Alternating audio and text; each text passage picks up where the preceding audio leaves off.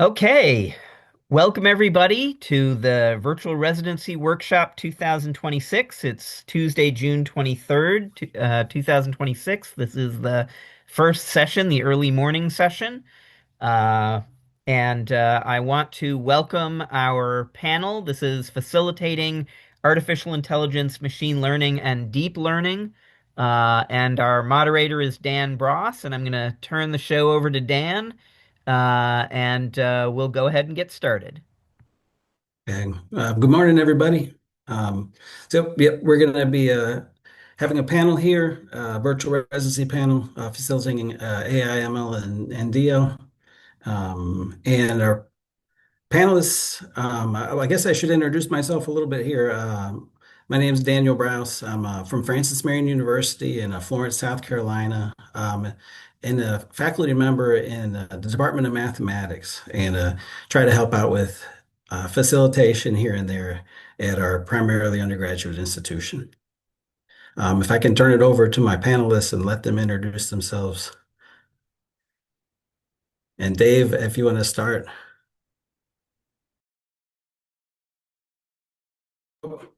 Sorry, Dirk. I think Dave had an emergency. Oh, no problem. Hi, my name is Dirk Coberry. I'm faculty in the Computational Math, Science, and Engineering Department at Michigan State University. And my research area is in AI, and I've been a facilitator for a while. And then Brad.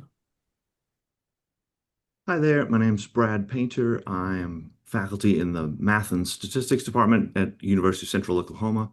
And moved from being an HPC user to an HPC pretty much everything, including facilitating over the last few years. Armand. Hi, everyone. I'm Armand Pazuki, Director of Scientific Applications at Purdue University. We support lots of clusters for Purdue researchers and nations through Access, and AI definitely is picking up a lot of our attention and support these days. And Varun. Hello, everyone. My name is Varun Saipaneni. I'm a research informatics specialist at the University of Oklahoma Libraries, and I've been in this position over a year and a half.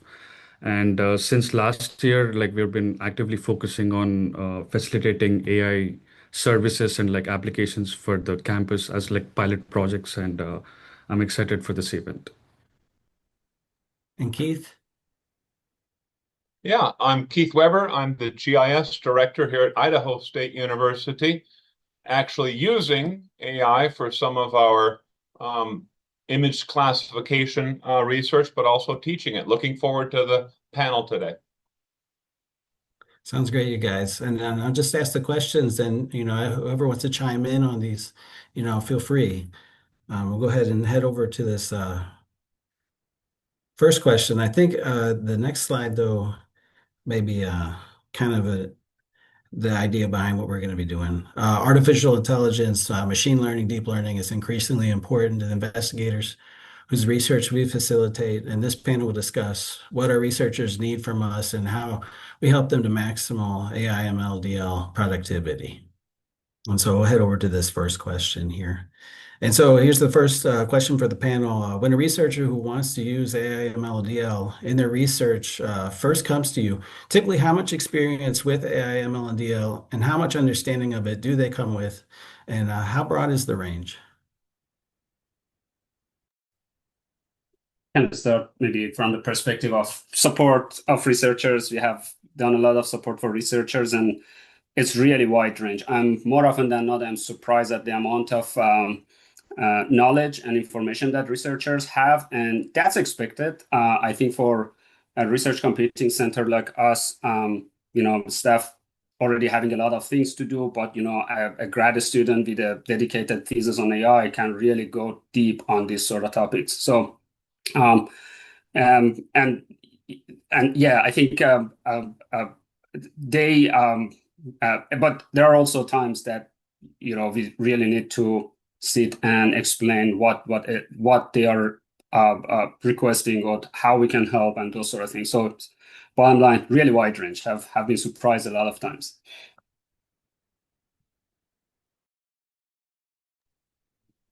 Yeah, I think a lot of there are some that come to the table with almost nothing. They have, I just want to do AI in my research, and but the vast majority of researchers I've come across have already done a lot of the work, but they've done it on their own system, their own laptop, their own desktop, and now they want to scale that up. Um, so in a lot of ways, it's much more challenging trying to figure out what it is that they have done so that we can help them scale because we're coming from totally different places. We have totally different knowledge sets that don't overlap in any way, and that can be very, very challenging. But they usually have a very deep understanding of the theory of what they're doing, and yeah, it's trying to get that to where we are.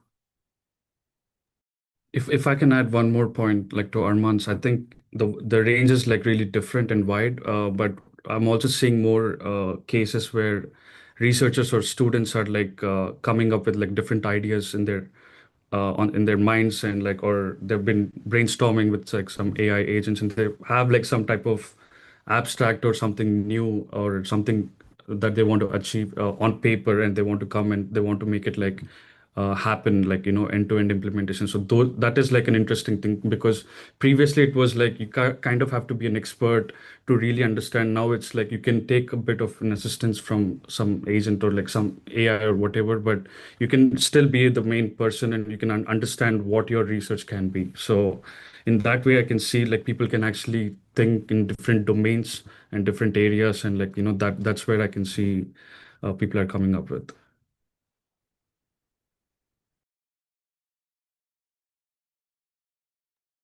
Anybody else have anything to add?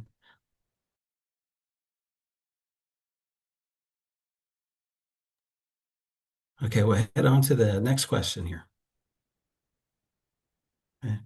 And how much about AI, ML, and DL have you had to learn in order to be able to help researchers with it? And what have been the most helpful items or skills, or what are they the most helpful items or skills to learn?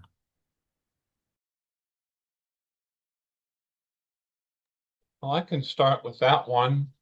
Um, I think just as a researcher myself, and to keep up with scientific trends, I've had to learn AI, what's really behind it. You hear an awful lot, or you read almost daily, if not more than once daily, something will come across the inbox, whatever, something about AI, this, that, and the next thing. And so cutting through some of the fake news, whatever you want to call it, and getting down to the reality is pretty important. There's been some good webinars I've been able to attend, reading what other researchers have been doing. That has been helpful as well. But then also practicing, actually doing these things that others may then be doing or trying to do. That has been very, very helpful after, making sure that I have a proper foundation and grounding in what we're doing, and then actual practicing with it. That's been really helpful for me.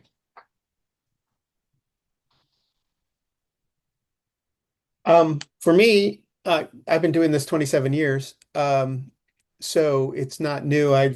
But the most important thing is that there's more. When we talk about AI, we're often just talking about generative AI or LLMs, and there's a lot more to it that has been around for a lot longer. Um, and so I think it's important to know what the whole horizon looks like with these technologies and what you can and can't do on them. When I'm interfacing with users, one of the best things that to keep in mind and to teach my users is the concept of cursive dimensionality, where when you're trying to train a model, knowing how much data you have to train and validate that model is really important. And understanding that any AI workflow, whether it be um, a generative AI workflow or a machine learning or even something simpler, you need to be able to validate your results and have some sort of metric of success.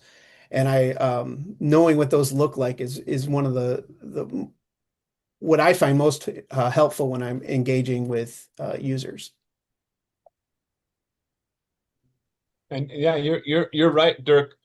I think a lot of people think that AI is brand new thing. It just started up a couple of years ago, and doing remote sensing, satellite imagery, remote sensing, classification work, those artificial neural network, ANN algorithms, the multi-layer perceptron. That's old stuff, really, but that's all machine learning. Perhaps the new thing now is the deep learning tools that are coming out. They may be kind of the newer thing that we also need to keep up on. Yeah, as facilitator also we have to learn a lot. It's like a constant learning. And saying that, not everything I have learned has been helpful or useful. I'm sure it's going to be useful and helpful to somebody who is, going deep. But I remember, I sat one day years ago and, okay, I'm going to get down to the theory of all of this thing and come up with optimized vector math to do these operations. But as a facilitator, none of those have helped me these days, particularly. One skill that have been super helpful with successful people I have worked with is constantly learning, being, even like following the news articles and being connected to what comes next and being able to have a little knowledge of a lot of things. Again, this is not the same for someone in a facilitator role versus somebody who is doing research, but being able to at least start having a conversation with researchers and going deeper after that have been necessary in this domain. To add on to Arman's point, I can see this as like, machine learning, deep learning as like one aspect and AI as another aspect, because I was a grad student in data science, and like most of those like researchers would come up with a concept or a subdomain that they're interested in. But with this AI, we are not only seeing the AI models, the architectures and other core deeper things into this, but we're also seeing new frameworks, new tools, and all these other things that researchers or students are interested in. But everything is new, but we as facilitators have to be aware of these various tools because there could be like real life consequences to these. So like keeping up with everything is really important, but also there will be like a lot of tools that you try and you keep on like wasting your time, but it's exactly not wasting any of the resources, but it's just for us to keep informed and like facilitate, like seeing what fits the best for a particular case. Yeah, I I feel like I've been drinking through a fire hose for the past year, especially the past 6 months. Seeing a researcher will come in and show me what they're doing, and these are totally new things, and I now have to go and learn them and implement them in my own research, in my own classes, and because we're a small shop, we're doing everything from installing machines in racks and running cables all the way up to the facilitating and the everything with the same people. So again, trying to keep up is pretty challenging, and learning how to apply these to so many different fields, because the machine learning, yes, has been around for a very long time, but especially with the LLMs now, the whole university wants to use the computational research resources, and it's not just the small field of researchers that are trying to get access to it. So trying to learn how to make the best tools that then apply to everybody while still having the tools that apply to the computational researchers. And it's a lot, but definitely it's been helpful to learn them for my own research and my own productivity as well. And so adapting it as fast as I learn about it is good, but also very challenging.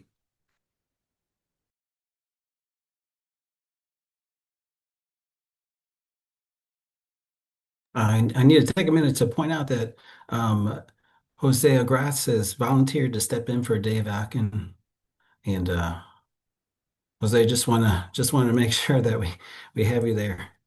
Okay, I'm here. I'm here. and if you want to contribute on this question, that would be great.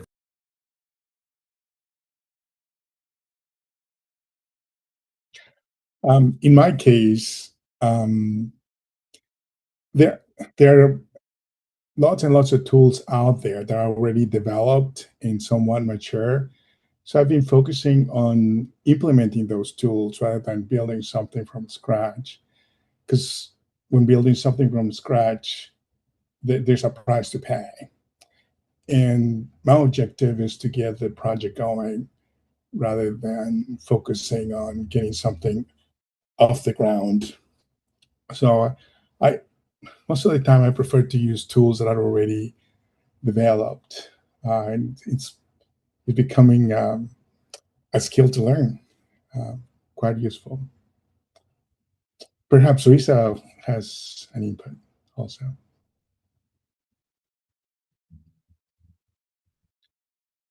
Oh, we lost Lisa. Never mind.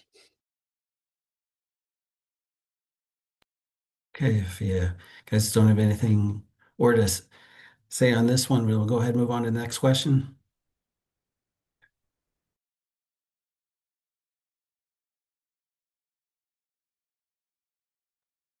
And so here's three. What's the most helpful thing you've ever done to facilitate a researcher's use of AI, ML, or DL in the research? And what did you learn from that?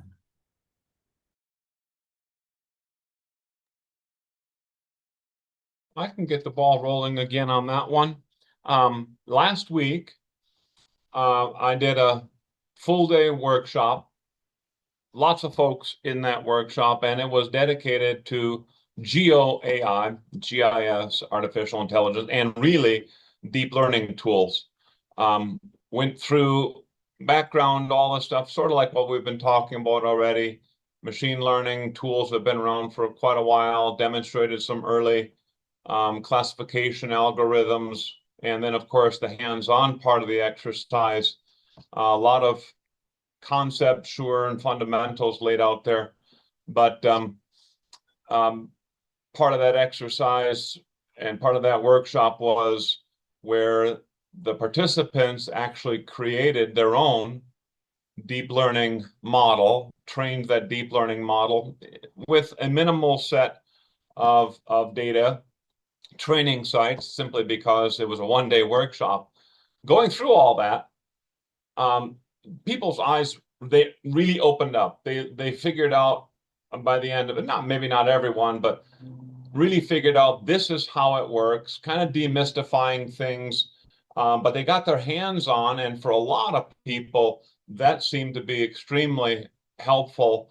And one of the wrap-up questions was, are you planning to use this in your own research, in your work? And I think everyone said, yeah, they're going to, but they're going to be a little bit cautious because some things did not work perfectly. They understood in some ways it's an immature technology that is evolving and maturing. But for me, I think that was really, really helpful to dedicate that time to people pursuing AI, deep learning type of tools, capabilities. So last year, DISC has awarded us a grant for facilitating some AI services as part of infrastructure working group, and we came up with the no coding solution platform and the coding solution platform. So no coding solution, we're leveraging an open source platform called as LibreChat, and for coding, we're using open source platform called as Light LLM. And basically, our group, our PIs were, I think we're three in the group. So our team is small. And the thing that I've learned is like, I had to basically run around and basically start from the beginning, from the implementation to the end. So that was like a really amazing experience for me because I had to learn a lot of different things and how everything kind of slowly takes like step by step. So that was one of the things. Another thing that we do offer services called as Nautilus service. I'm going to share the link after this answer, but yeah, Nautilus provides Jupyter environments that can help us, and we also have machine learning, deep learning images like PyTorch, TensorFlow, natural language processing, and other images, so that students or researchers don't have to install all the libraries when they have to run some code. And we have also added like some Hugging Face, small-sized open source models, so that people can do some basic inferences. And we also started AI pilot workstation lab here in the libraries, and we have three workstations, and we are seeing different use cases from there too, and we are trying to install different things for different use users. And we also do workshops where we promote all these different services that we have and applications, and we educate and we promote, and we also talk about how to use them more in an ethical and effective ways. So I think, yeah, that kind of answers, I think, in different domains. Thank you.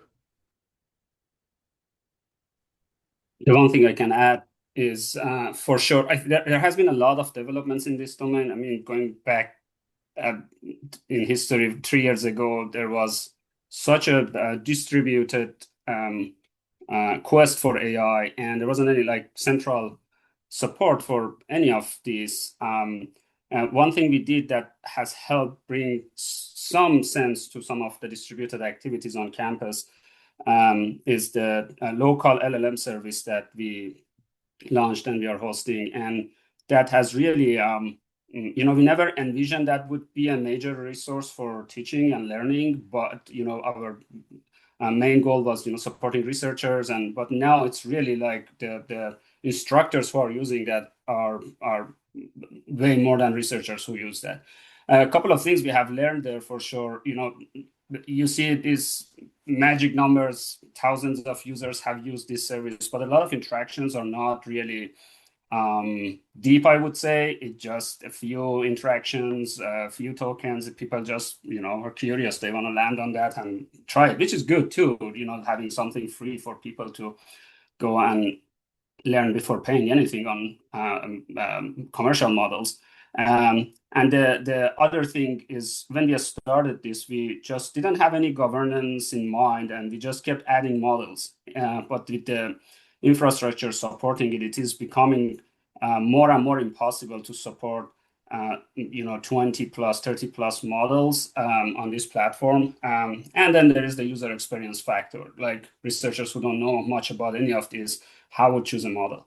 So what we have landed on is to support 3 models that we know are widely used, and because of that, we can take advantage of memory on the devices and support a lot more researchers than trying to context switch between models for individual researchers.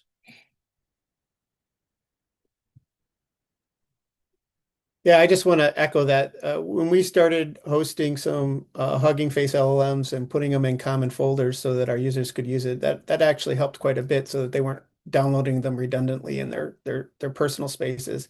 And then we provide tools on demand like LM Studio and Open Web Studio so that they can explore those pretty freely and safely in a fairly sandboxed environment, which is really helpful for a lot of users.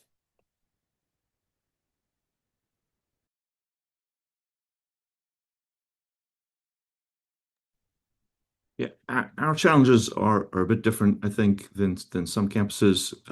So I got to meet with some of the Purdue people at supercomputing back in the fall and got some really good guidance from them about setting up our own chat system like they have. And we managed to get it running, but whereas they said, well, we had a few H100s lying around that we could carve off and add to our system. What we've got is a shelf full of M40s, which have a reasonable amount of memory, but they're so old that hardly any of the software supports it anymore. So we've had a real challenge trying to find the right versions that will compile for the compute level that we have, to be able to make things run on systems that are pretty old. So somebody said something about using off-the-shelf stuff earlier. And that works great when you have the hardware to support it, but when you don't, it becomes quite a challenge to make it work. But at least learning how to get that to compile, get that to run, has enabled people to start getting work done. It's not what they want necessarily. It's a lot slower than anybody really wants to deal with, but it does work. It starts to get some people on board. And hopefully one day, we pray, we'll get some funding for something better. But being able to work with what we have, while hard, has been really good to learn and work with.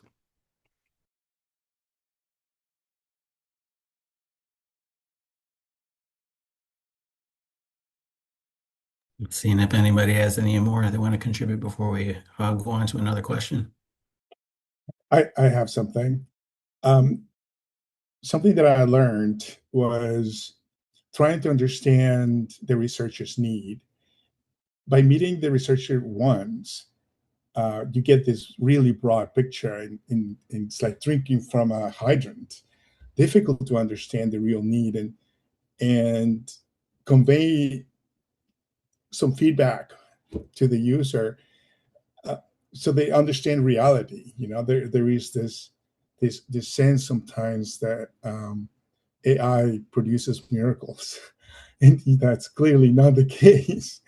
So teasing out this specific need and with the boundaries, it took quite a bit to understand, understand how to listen and how to provide useful feedback.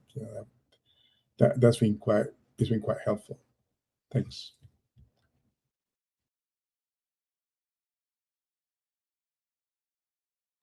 All right, everybody ready for the next question?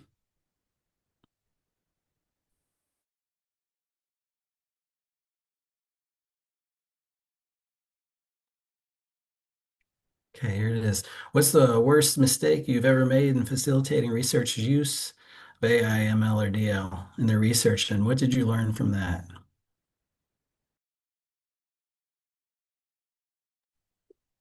This is an interesting and hard question. So I didn't have any response to this. So I had to really talk to one of my colleagues and see like, okay, what do you think? Like you have had probably more interactions than I did. And he was like, yeah, I don't know. Like, I'm probably oblivious of the harm I have made to some researchers because I have never ended up interacting with them again, and they are probably not going to reach out to us again.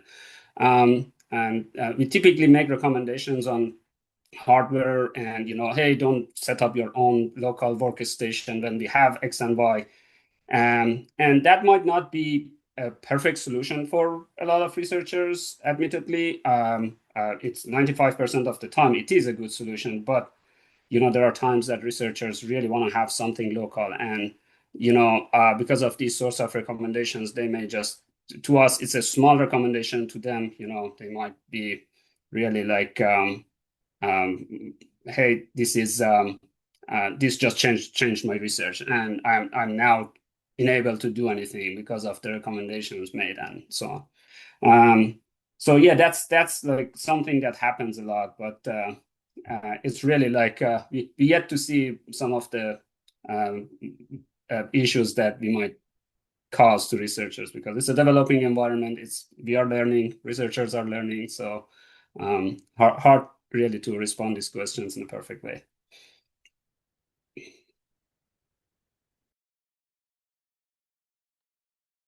Yeah, I don't think it's so much of a huge mistake, but I'll relate back to the workshop that I talked to earlier. Um, the software that we used all runs on a desktop, Windows desktop workstation, and it requires, number one, a deep learning library to be installed prior to trying to use the tools. And also, it requires a fairly substantial graphical GPU to be installed hardware-wise on that computer. So everyone who attended the workshop in person in our lab out here, I know that those machines were set up and they were set up correctly. Everything went fine. About half of the people that attended, a good number of people also attended remotely, other parts of Idaho and other parts of the region. And while I had sent out a couple of emails ahead of time, make sure your machine can do this and this, and you pre-install this and this and this. Well, if that deep learning library didn't get installed correctly, they're dead in the water, trying to do this stuff. People actually trying to run this on a laptop that doesn't have any GPU on it all.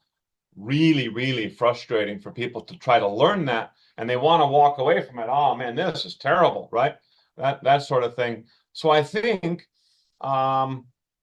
help having people helping people understand the necessary setup before you jump into actually doing that deep learning or machine learning using those tools is pretty important. It can be much easier, I suppose, if they're going to be logging into a supercomputer, a cluster, and then running some things. But maybe still then they should have that understanding of we're going to put you on this supercomputer because it has GPUs available and the deep learning libraries you need are really going to need to leverage this versus that. So they start understanding that level, the architectural, if you want to call it the hardware setup necessary. I think that would be really, really helpful and go a long way in their future.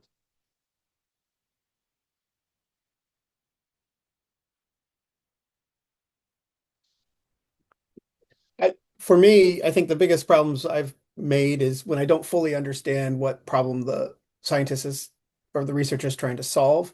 Sometimes I think they're solving one problem when they're actually trying to solve something else, and that can cause all kinds of problems. One of the biggest hassles I had was we were recommending a solution to use some public cloud-based AI, and it wasn't until later into the consulting process that we realized that the data they had could not be put on the public system. And so we had to really shift gears and really um, we did not realize that their data was sensitive in that manner. And that was an important oversight that I wish I would have found out earlier in the process.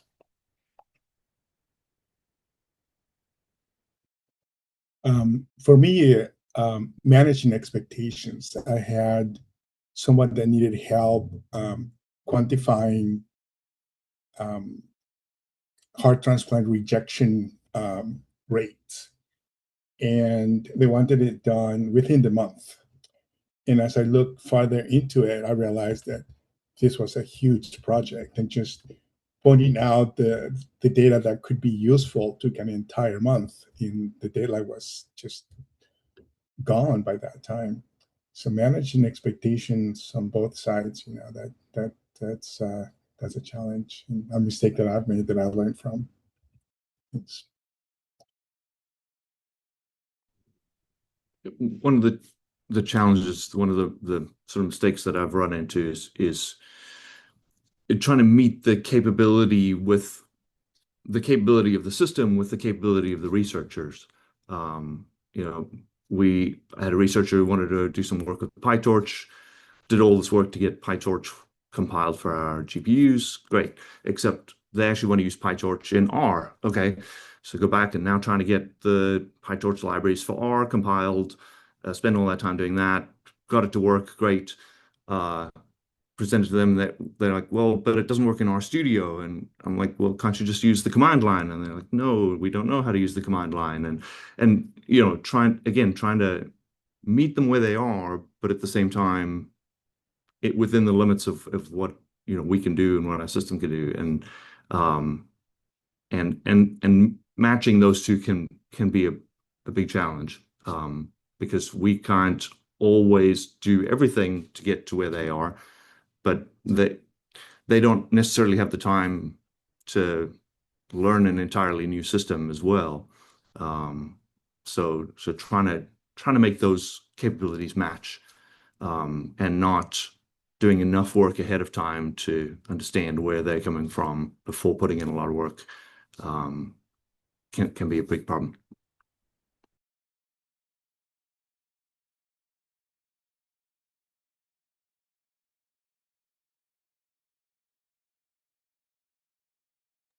Okay, sounds good. We'll move on to the next one.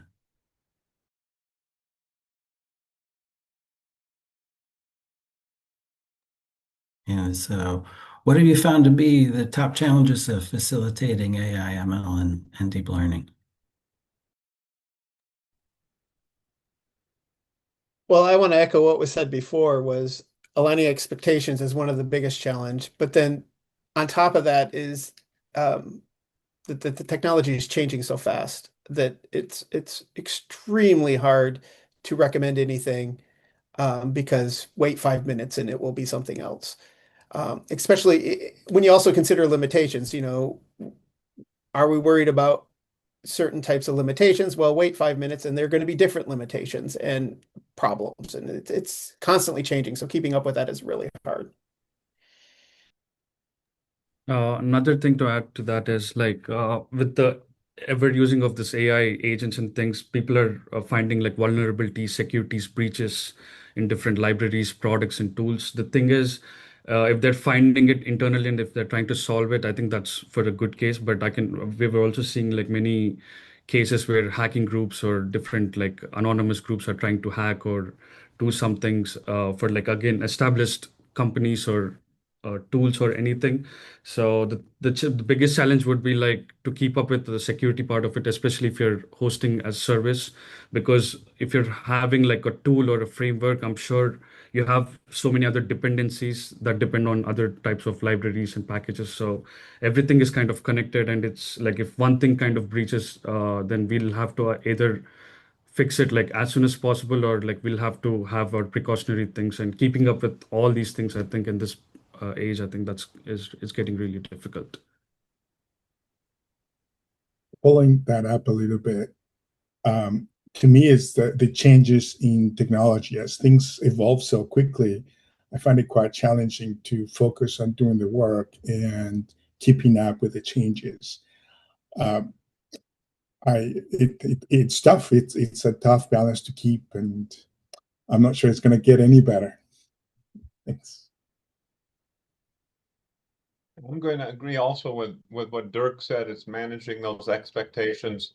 I think a lot of folks come into these, let's say, workshops, or they come into the whole problem of or maybe the very exciting world of using AI, and they think, well, that AI is so smart, I'm just going to somehow tell it what I want it to do in plain text, and I'm just going to sit back and let it do it.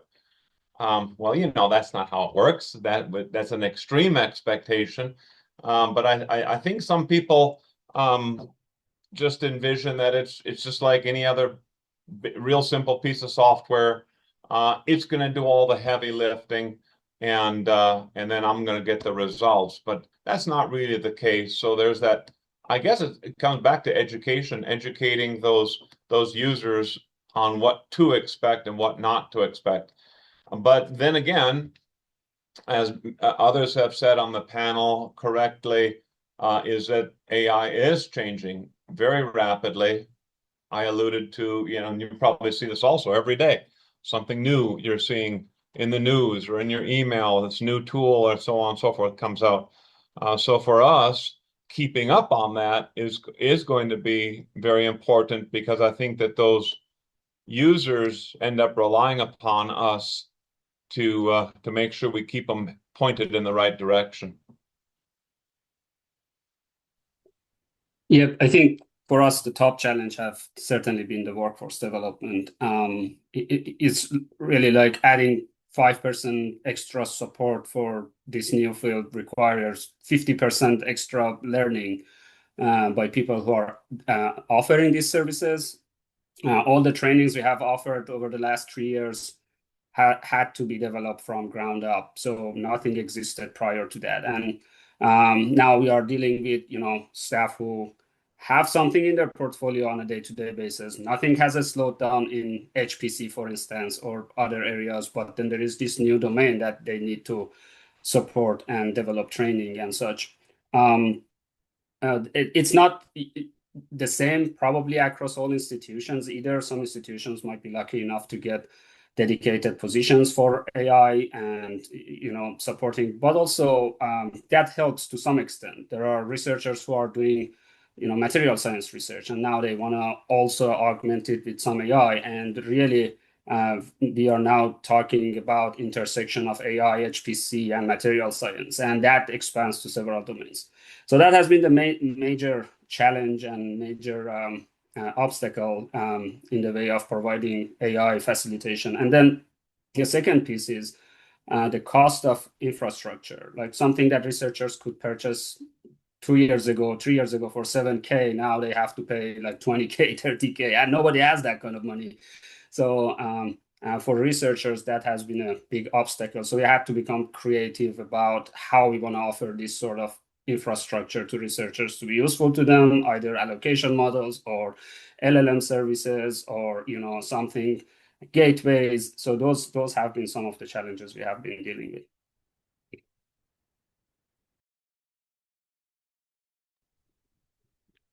Yeah, for us, the challenge has definitely been hardware. Um, when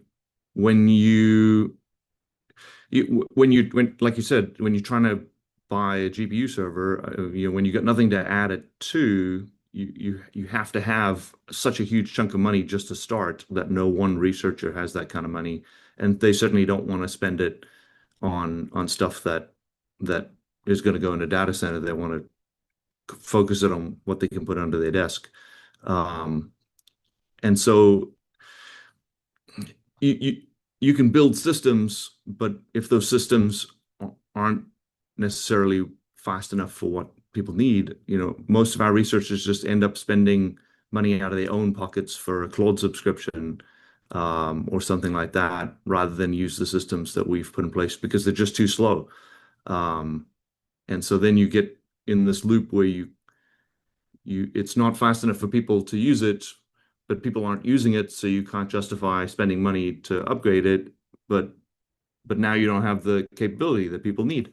Um, and that's I don't know how to close that loop other than, the magic money tree appearing somewhere. That's interesting, Bradley, because I wonder, I don't know how it is at your university, but here, if a researcher or if I wanted to get a subscription for Claude or I wanted to just a subscription for any of these AI tools out there in the cloud or connected up, whatever, the university is going to very, very closely look at that for legal reasons and so on. But now I'm also wondering if we should be looking at it, those subscriptions offsite for potential security vulnerabilities that could allow that, subscription to get into our system, our network, and wreak havoc. Have you guys tackled that? That has not come up here. All of the reviews have always been focused on, legal type of things. Am I going to get stuck with a perpetual license that I must renew? Those kind of things. Has anyone tackled that? Because that certainly would be a challenge that I'm just realizing now that you said that, Bradley. Our enterprise IT won't let us spend university money on any of those subscriptions until it's been through the approval process, and none of them have completed the approval process except for Gemini right now. So most of our researchers that want Claude, for example, can't spend university money on it and literally just pay out of their own pocket for it, which is not ideal in any dimension, right? Not ideal because it hasn't been through any sort of processes like you were talking about, but also not ideal because we don't want researchers having to reach into their own pockets to spend for their own research.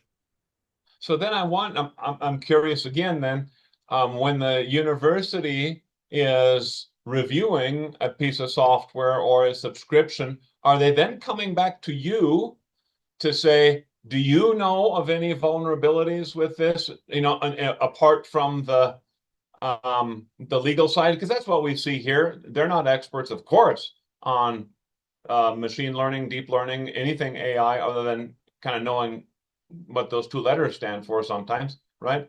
Are they then coming back to you guys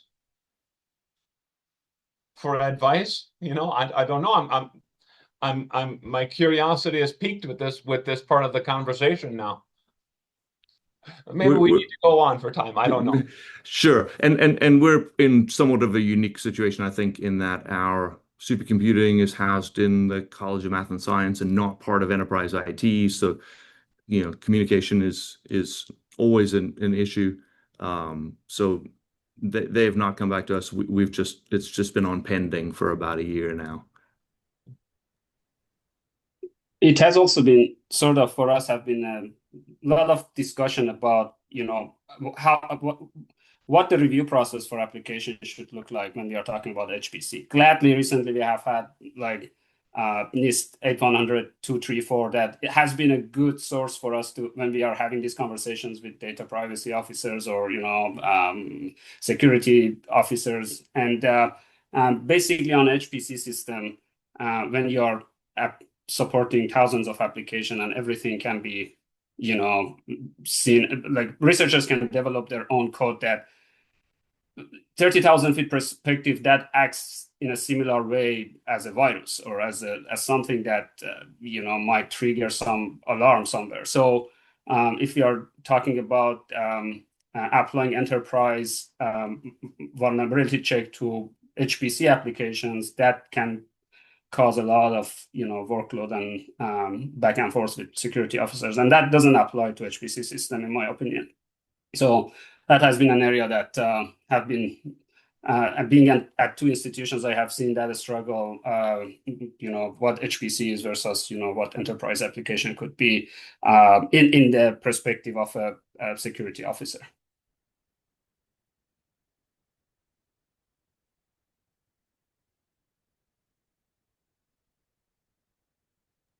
That's a really interesting discussion. I guess we'll go ahead and go on to the next question.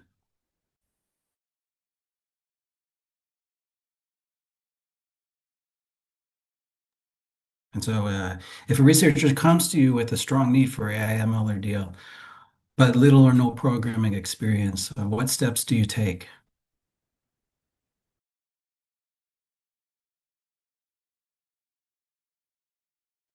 This is probably one of my favorite questions because when you get a researcher that doesn't come from the STEM field, they're excited, they're looking forward to things, everything is brand new and wonderful. And on the other side, when you get somebody from electrical engineering that have their stuff together, there's really no need for us. So it's kind of a waste of time. But on the other side, managing expectations. Yes, you can show this person how to use an already developed tool to accomplish their research, but it takes time and money. And one of the saddest cases is when you get an elderly faculty member with no money and no help. That is heartbreaking because I want to help. I want this person to succeed. Their success is my success.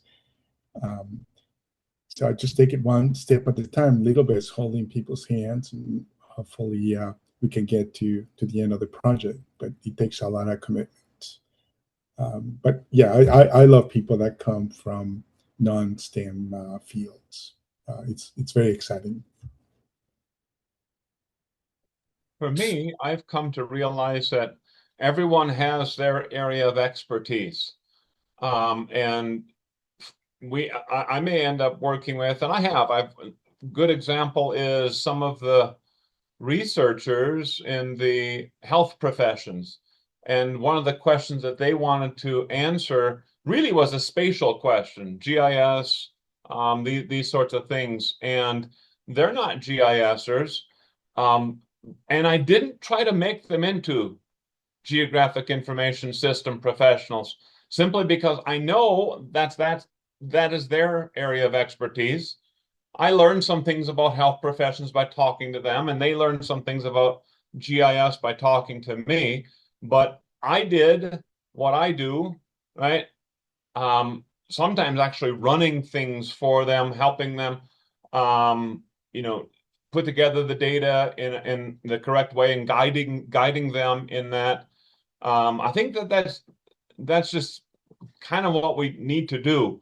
I'm not saying just do everything for them, but in some cases, there's a lot more time necessary for those folks, for us, more time input for those folks than there is for like the example of an electrical engineer who kind of just maybe needs a login, and a couple things like that, and away they go.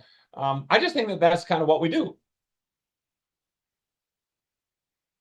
So I've seen some, like researchers and students who are like from a different domain and they might have like little to no programming experience.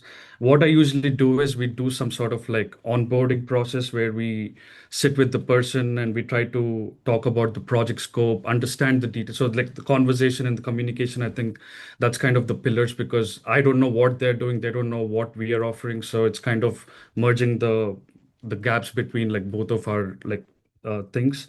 And after that, like shaping up again the project scope, expectations, the what can be within the deliverables and not non-deliverables, coming up with an architecture. I think that is the most important thing, because I can be like the secondary like software consultant or something, just trying to see how their research project and the software options can be, helpful within their research project.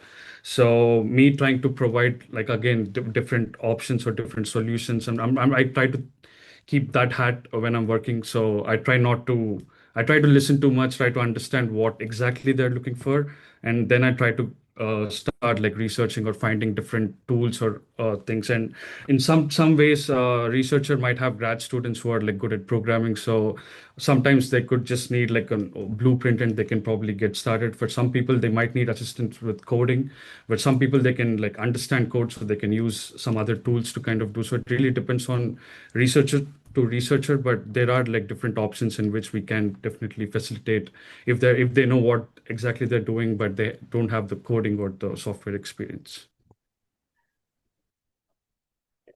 Yeah, one of my favorite resources when people come and need some coding help is to connect them with students that we have. We have our undergraduate data science students and our masters of data science students.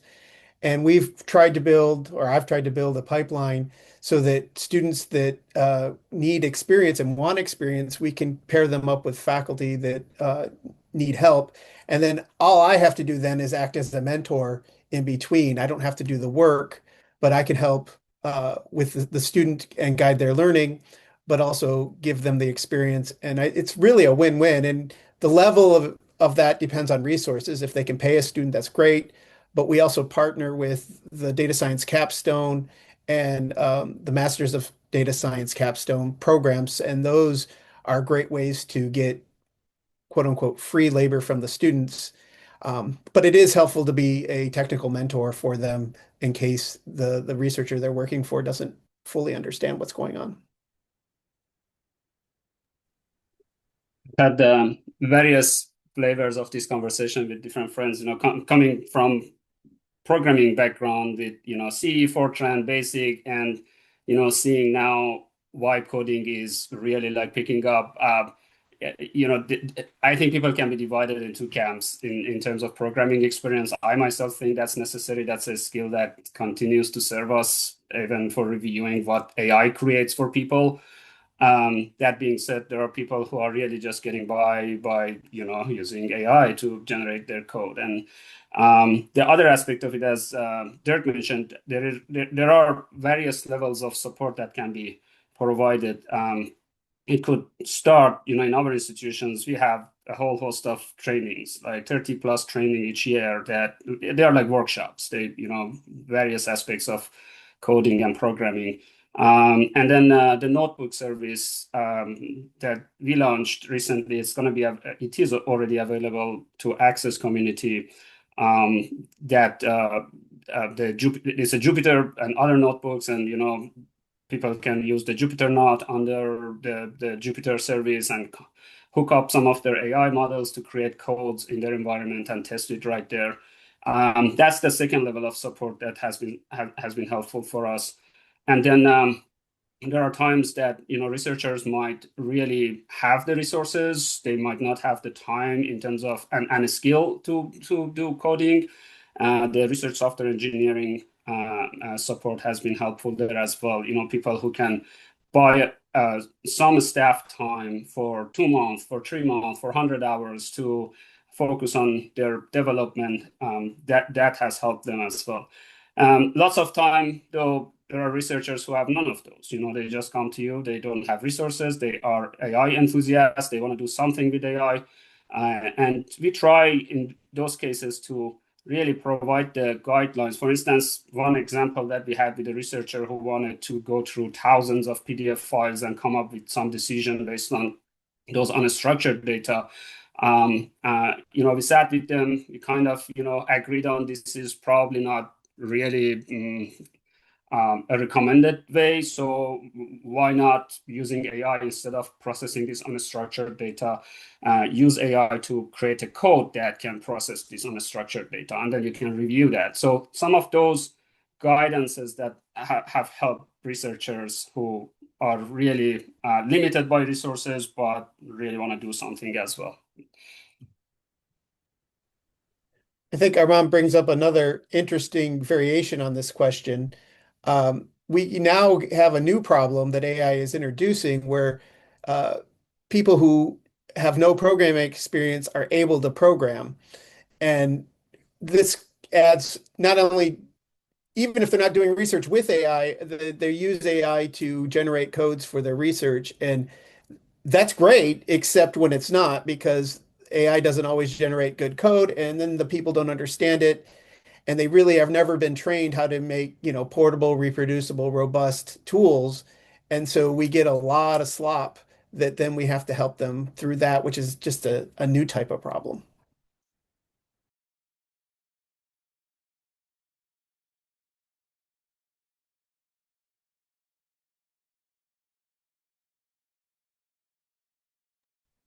Sounds interesting. These new types of problems. Any more input for this one? Okay, we'll go ahead and move on to the next question.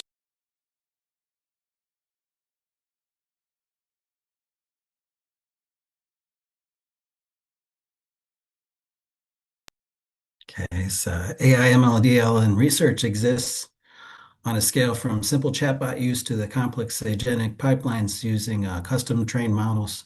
How much demand do you see from these two ends?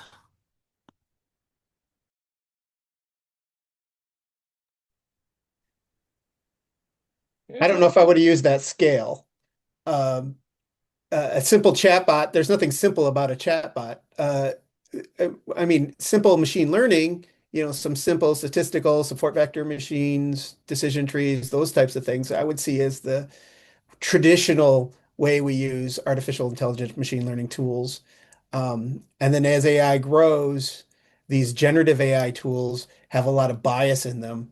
But they're general tools, so they can be used in a lot of situations. So we see them trying to be used for everything. Um, they the world looks like a nail, and they have a hammer, is the analogy. It's a one size fits all, but it actually isn't, and that makes it really tricky. I think as far as demand goes, it may be difficult to correctly perceive that because people aren't going to come to us, come to me, and say, I have a problem with this chat bot. I'm using Chat GPT and so on and so forth. They're going to figure that out themselves, experiment with something, and we won't see that. What we'll see, what I'm seeing, is when people have something along the other end of that scale, the deep learning, maybe more advanced machine learning tools, and then they're going to come and say, "Hey, I need some help." So then it seems to me that the demand then is more for the deep learning, but that may not be correct just because I'm not seeing those questions come from the users because they're figuring it out for themselves. You see what I mean? I could be wrong, but that's kind of what I'm thinking is going on. But I'm poised to help out folks with the deep learning tools, and I think it goes back as I was saying earlier to education, understanding the foundation, the concepts behind it, and then correctly applying it. And sometimes also one great way I found to learning what does this tool really do is to encourage people to take the time to, if you want to call it, game with it. What happens if I change this parameter setting here? What about this one? What about that one? And then they start seeing, I get hugely different results by making this modification. So what does that mean the model's really doing behind the scenes? And then they start building that knowledge themselves and kind of empowering them to go forward with using the correct tool, that's important too, and the correct settings for their particular problem.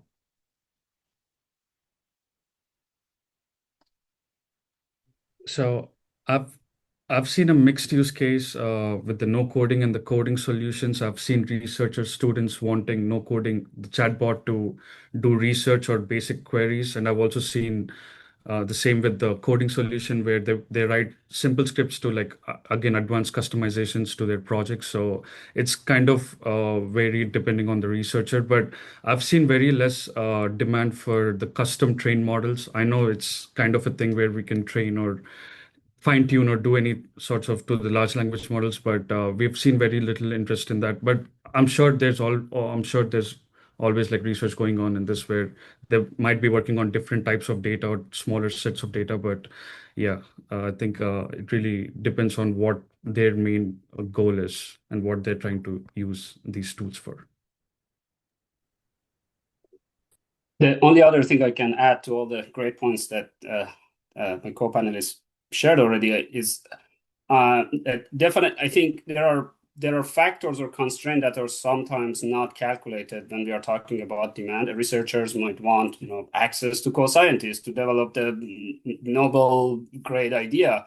But one important factor certainly that could drive some of this is cost. Like agentic AI can cost a ton. Like it's gonna be beyond resources of departments or an institution to support 100 researchers to do like something like lots of agentic AI for driving the research. So cost is definitely a big factor here that should be taken into consideration when deciding what can be used in research and education at what level.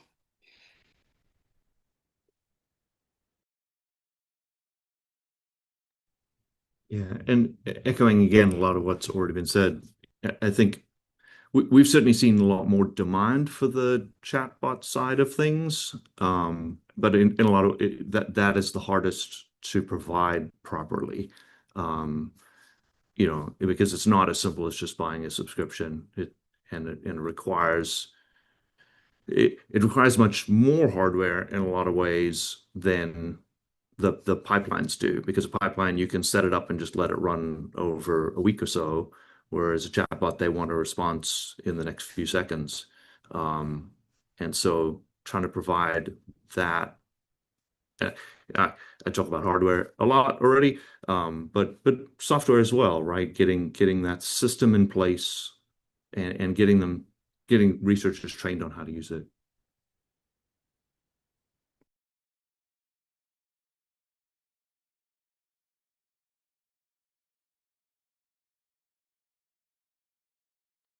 Christopher, at the bottom it mentions the smaller models focused on a particular research problem, usually the outperforming enterprise models.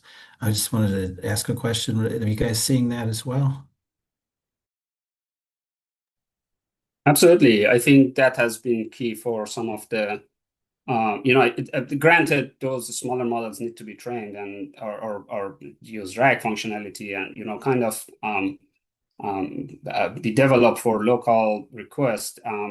But that has been key for a lot of, particularly teaching and education at our campus and has been more helpful. We've also seen a lot of power in small agentic systems with multiple small LLMs talking to each other can often, if tuned properly, do much better than a bigger one.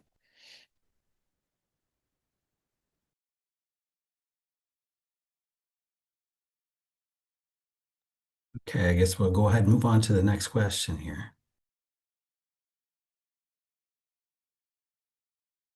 Okay, and here it is. With hardware for AI/ML becoming more and more expensive at the same time as funding sources drying up, how do you provide the resources your researchers need, and what cyber infrastructure do you see needed? And alternatively, how do you scale your researchers' expectations for resources you have available?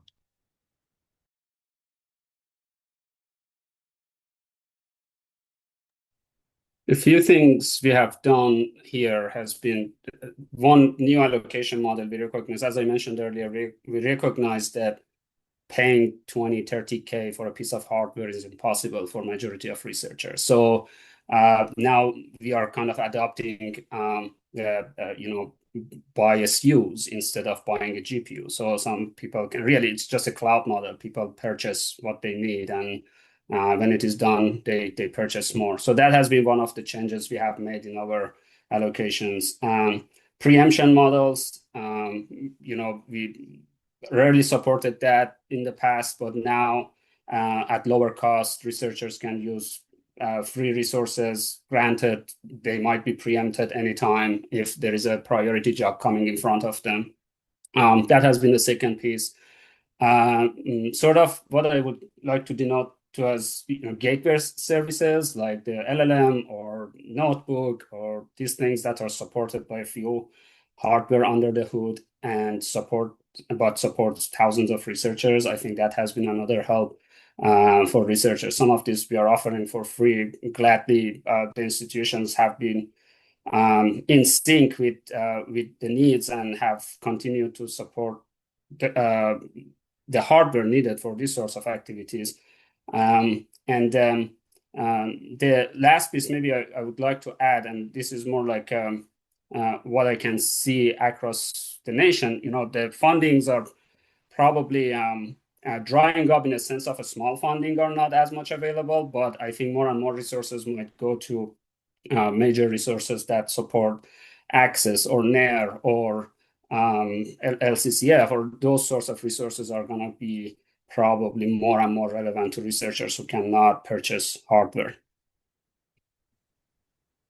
To add on top of to that, I think trying again depends on the use case, but you can also look into open source models. And the reason for this is the architectures and the models are getting better and better. So you can run like local 8 billion or 10 billion or something locally, and they do have certain capabilities if you know how to integrate them properly. So my thing would be like instead of going for the hundreds of billions of parameters and for like different use cases, you could also switch and try different resources that can run locally or on a smaller cloud service so that you don't spend or you don't compute like if you're trying to do a large project, you don't waste like so much of the money that you're planning to spend. And also trying like these alternative different like solutions, like trying it locally or trying it in a secured environment in a smaller subset before testing it on a larger thing. Because if you're trying with like the greatest or the latest and all the resources, I'm sure you'll need to pay that type of money to get those resources. And like if you scale those things up, even to a certain extent, the resources will be like gone really fast. So I think coming up with those different strategies and trying to see where can you kind of save and mitigate money, or like just to see how can you have an effective end-to-end MVP implementation, I think that is really important. I wish we here at Idaho State University and maybe across the whole state, I wish we had been able to stay ahead of the curve or to see the curve coming, because the deep learning models that we're using now for feature extraction, object extraction, benefit so much from GPUs. What we're seeing is order of magnitude difference. Something that'll take about 2 minutes, let's say, relatively small area, 2 minutes to complete the extraction when you're giving it a GPU to run on, and 20 plus minutes, same machine, but you're restricting it. You're not giving it the GPU. You're giving it the CPU. We do not have a GPU cluster here available to anyone on the supercomputers that are available. It's all CPU. Yeah, they're big machines, but I still don't think they're going to run as fast anywhere close to as fast as a GPU cluster. And so now we're behind the eight ball, sort of, right? And we're going to try to catch up, maybe, with an investment in a GPU cluster. Or at that point, is it wise then for the vice president for research to say maybe we should be investing in an external resource, renting that, subscribing to something that does have GPU capabilities, lots of them, those sort of things. And I think that's one thing that we are starting to see here at ISU.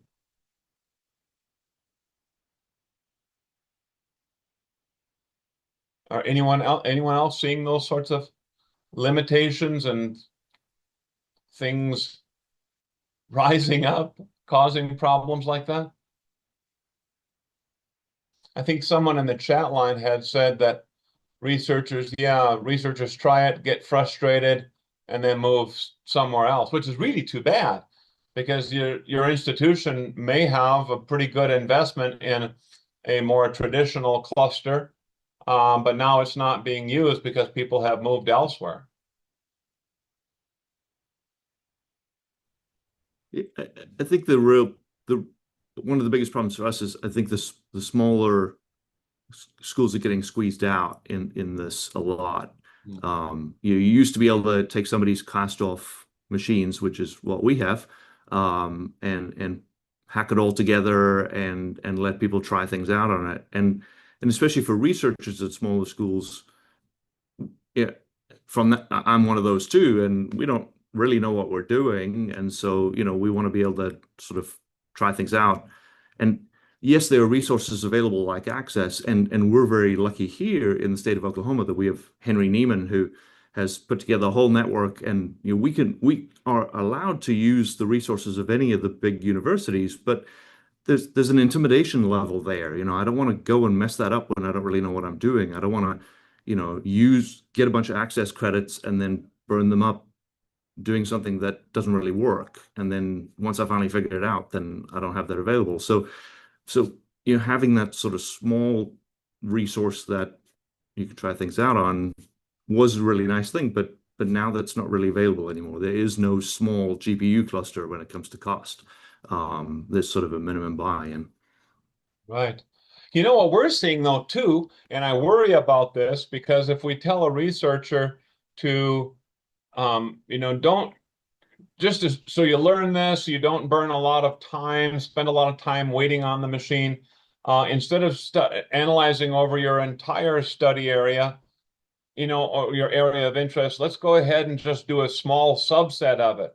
But with the deep learning tools, what we're seeing is that the result that you get from here is not the same as you get from here because it's learning from all those different things across the whole data set.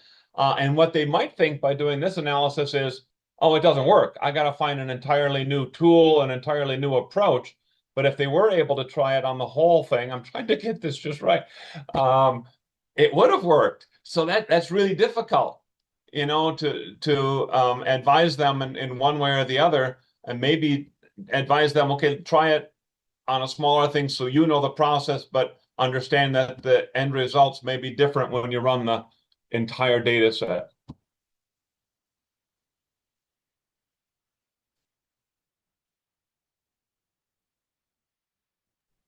And I've been told to point out that we just have a couple of minutes left here.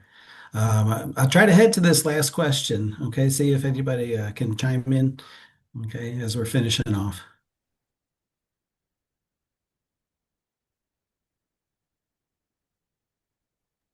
It says, is the demand only from researchers? How about instructors wanting to integrate AI MLDL tools directly into their courses? How are you partnering with faculty to bring these tools into the classroom, and what challenges, equity of access, cost, data governance, instructor training have surfaced as you scale from one-to-one research support to course level integration? Yeah, I can take this one. So I've had a couple of courses till now where they've used the coding platform as part of a course integration where we had a bunch of students, so we had to give access to the students. So I tried to take this as a project too, and we started with meeting with the faculty, coming up with the project scope and trying to understand what the faculty wants and everything. So we've done all of those things, and the faculty, like in this case, is like tech person, so he knows how to run, and he has designed like some of his assignments so that he could use the Light LLM platform that we are hosting.